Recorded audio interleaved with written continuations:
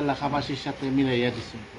যখন আমি এই এলাকাতে আসিয়া দেখি আমার দাদার বাড়ি ও পুনার মাঝে জগন্নাথপুর মাত্র 2 কিলোমিটার ওদিকে।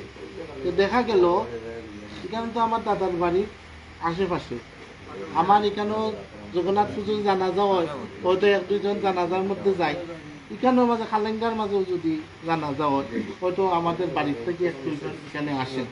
তো আমরা কিন্তু আমার শফি মামা হয়েছে বানুগাছ, আমার নানার বাড়িও বানুগাছ। বানুগাছ থেকে যতটুকু না আমার বাড়ি আপনার থেকে আরও পাশে। তো এই এলাকার মানুষ আমাদের অনেক পাশে, যখন শিপারবাড়ি এলাকার মধ্যে আমাদের আনছেন আনিয়ে আমাদের দেখাইছেন, দেখি যে এত তেমন দূর নাই। আপনারা জানেন আমার শিপারবাড়ি 2001 সালের যে ঘটনা আপনার নির্বাচন নিয়ে কইছেন, আসলে এটা সত্যি, কিন্তু কিছুটা আমি অ্যাড করি।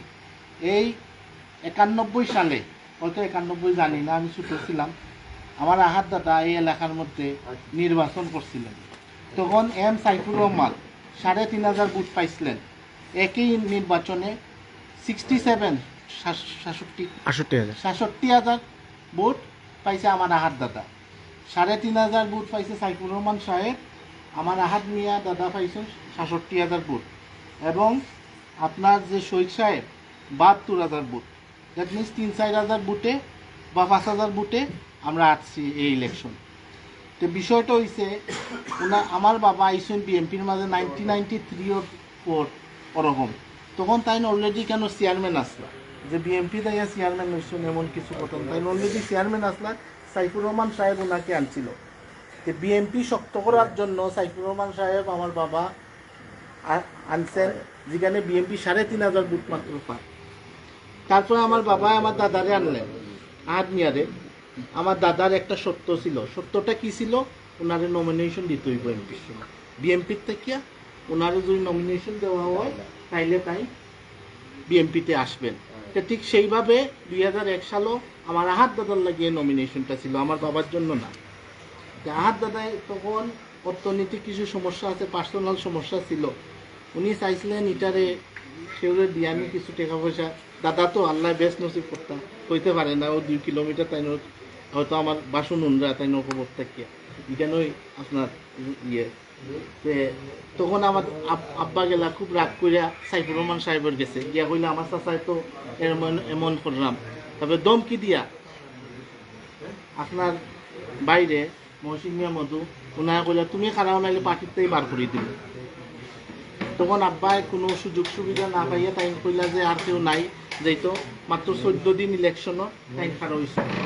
এখানে 36 না 34,000 না 37,000 ভোট পাইছিলা তৎকালীন, তখন 14 দিন। কিন্তু সাইফুর রহমান সাহেবরা কইছিলা স্যার আমি তো শ্রীমঙ্গলের পৌরসভার বাইরে কোনো কাজ করি নাই, আমি তো ইউনিয়নও যাই নাই, কারণ এখানে ইউনিয়নেও গেলে আমার চাচা আমার সন্দেহ করবো, মনে হয় আমি তাই টক্কর দেওয়ার লাগে আইছি এই জায়গার মধ্যে, আমরা 2 জন নেতা হয়ে যাই, এর লাগে আমি ডরাইয়া আমি ইউনিয়নে যাই না, আমি পৌরসভাটা। আপনি আমার কইলে তো তবুও ধুমকি টামকি দিয়া ওনারে ইয়ে করছেন।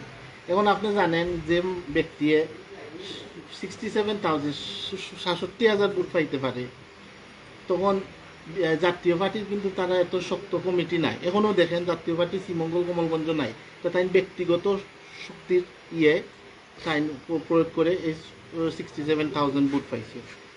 তো এইভাবে যখন আমার আব্বারে দেওয়া হয়ে গেল, সাইফুর রহমান সাহেবে দিয়ে দিলেন, তখন দাদা একটু নারাজ হয়ে গেছেন। নারাজ হইয়া তাই সোনা মুজিবের সাথে একক হইয়া মনে হয় 50,000 ভোট হেরে আনিয়া দিছো। এই 50,000 বাদ বাকি 22,000 ভোট, 72,000 ভোট পাইছে। পাইয়া 72,000 ভোট আরও টাকা পয়সা খরচ করিয়া আওয়ামী লীগের দালাল বালালটা ধরিয়া প্রায় 72, কিন্তু 50,000 ভোট আমার দাদার ইয়েতে ব্যক্তিগত শক্তিতে পাইছে। কারণ জাতীয় পার্টির আপনি এখন জাতীয় পার্টির ইয়েতে খুঁজেই পাইতেন না তেমন একটা। তো এটা হয়েছে ইতিহাস, আপনারা হয়তো জানেন না। আর আমার মামায় কইছেন যে আমার আব্বা আসলে এখানে লেনদেন করছেন, বাসমহাল তাজমহালের মাঝে ইয়ে করছেন। একটা মানুষে আপনি ভালো না খারাপ এর সাথে লেনদেন করলে বুঝবেন। হ্যাঁ, আপনি আমার আব্বা এখানে ইয়ে লেনদেন করছেন, ইয়ে করছেন, তাই ভালো না খারাপ এটা আপনার ইচ্ছা।